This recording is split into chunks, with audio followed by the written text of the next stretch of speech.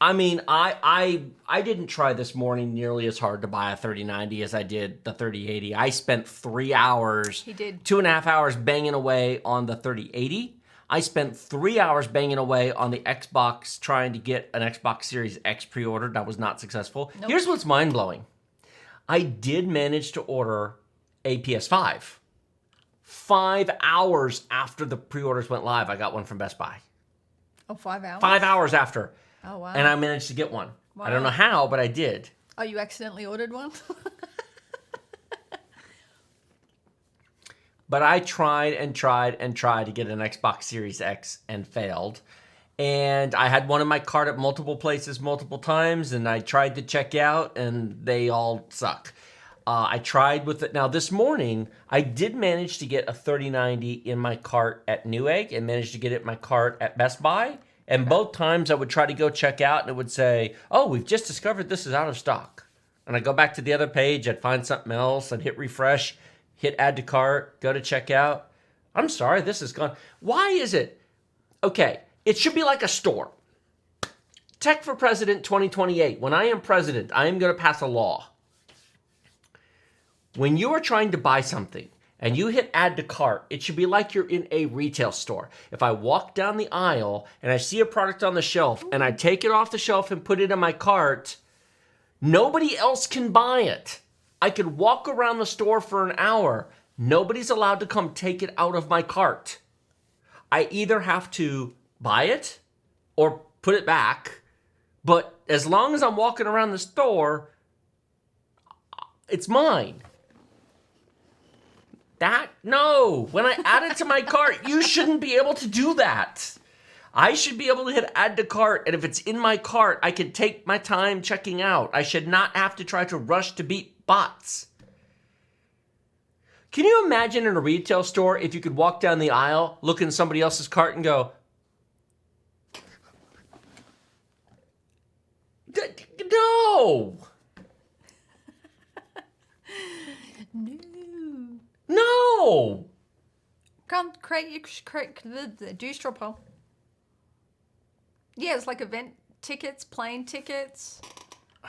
Abandoned carts would be a problem. Yeah, you'd have to put something in there after a certain amount of time. They would empty. You could have a timer. Yeah. You know what? You could have a 20-minute timer or a 30. Look, you know what? If everybody added them to their carts, they'll sell them in 30 minutes. But most people are going to check out. But you put a timer on the screen. If you go to Ticketmaster, they do that. If you reserve seats and you book tickets for an event, there's a timer on the screen that gives you like 15 minutes to check out. Yep. Because otherwise, it's ridiculous. Exactly. See? Exactly. Yes. At least a 15-minute timer.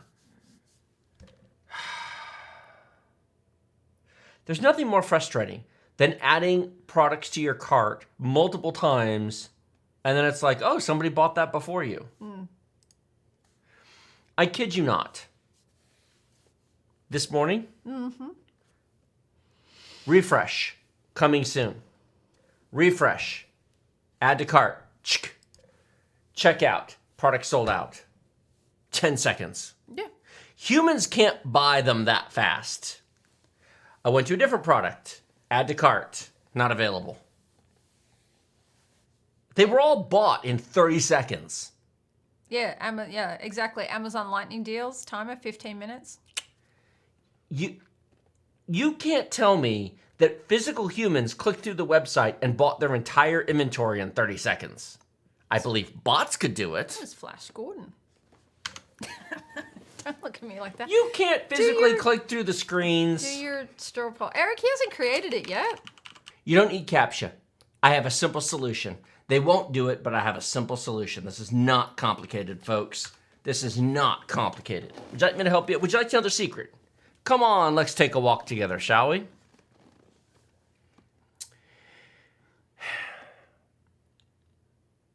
You allow people to place, see, the problem is NVIDIA said no pre-orders, which is nonsense. That's ridiculous. I would open up orders. If you can't do pre-orders, then I would open up orders to customers who have been buying from you for a certain length of time first.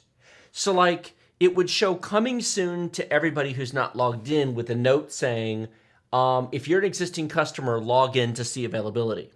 And customers who have accounts that are at least 5 years old and have bought something in the past year, we get first dibs. Yeah, you said that last week. You said that on Tuesday. Well, you said that on Tuesday. One purchase per account, not per order. Did you see the nice little word that said, "Oh, we're preventing the spammers and the bots and the scalpers because we're limiting to one card per order." Okay, if bots can make the orders, they can make the orders fast enough that one per order doesn't matter. Exactly. It has to be one per account. Like, no, you've bought a 3080. You can wait a week to get another. You don't need two. Exactly. And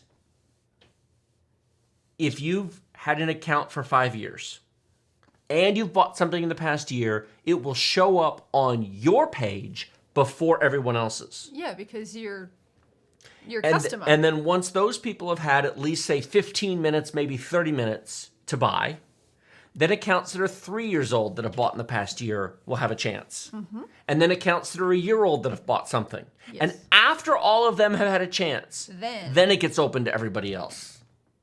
That will get rid of the scammers and it'll get rid of most of them. And of course, one per account, which means you can't just create 6 accounts to go buy cards the day of. You'd have had to have created 6 accounts 5 years ago and then have bought something on all 6 accounts in the past year. See how that kills that possibility? Yes, exactly. So it's one per account, open to old accounts first. Take care of your loyal, repeat customers, make them happy. Well, but the problem is the businesses want new people. They want new customers. How do you handle that? There aren't enough cards to go around. Who do you want to give them to? People who have never spent money in your store before or people who are long-term loyal customers? Fair enough.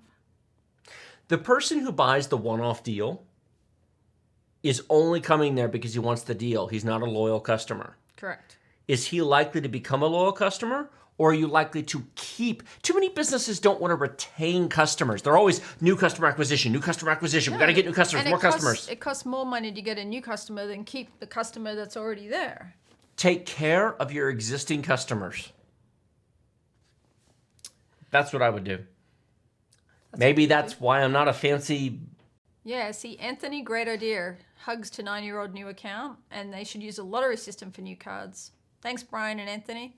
That's an interesting idea. Let everybody place an order, put all their information in, collect an hour or 2 hours of the orders, and then randomly draw who gets cards and send emails to notify who gets them. I don't understand why they don't take back orders. Just let everybody place an order and then just fulfill them. How about this as an alternative idea rather than the whole old accounts first, etc.? What if they did a system where they said, okay, orders open at 6 a.m. Pacific time. Come one, come all, place all the orders you like. Here's the page of terms. Here's the orders in which we'll fulfill them. We'll take the first day of orders and we will sort them by accounts that are loyal and have spent the most money with us. Have you spent $5,000 with us in the past year? You get a higher place in the queue that somebody's never spent a dime with us. Do we have 6 different orders going to the same address or being billed with the same credit card? We'll fulfill one of them. The others will be on back order for the next shipment. That makes sense. The goal is to satisfy as many loyal customers as possible and to spread the wealth to legitimate people. My goal would be to see not a single card that we sell end up on eBay. That's true. Here's an interesting question. Yes. Would it break the rules they have to launch with NVIDIA? It probably would. I don't know. I'm just guessing. What would prevent a retailer from just holding an auction on launch day? Instead of letting the scalpers and the eBay people have the money, what if they just put up their, let's just say for the sake of discussion, we're Newegg. We got 500 cards on launch day, and we simply put a listing up for 500 cards and say, look, bid. Whoever wins the top 500 bidders at the end of the day get cards. Can you imagine? Well, if people are going to spend $1,000 to $1,500 for a 3080, or if they're going to spend $2,000 to $3,000 for a 3090, why not let Newegg have the money? What if Newegg did this?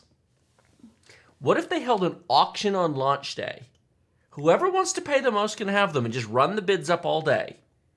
Anything over MSRP goes to charity. Oh, there's that too. That's interesting idea. Takes all the money away from the scalpers, takes all the money away from the bots, and gives it to charity. People will still spend the same money to buy the cards, but instead of eBay and scalpers getting it. I like that idea, actually. Right now, as an example, I want to show this. On Newegg, they've got a donate to LAFD, to the California wildfires. Yeah.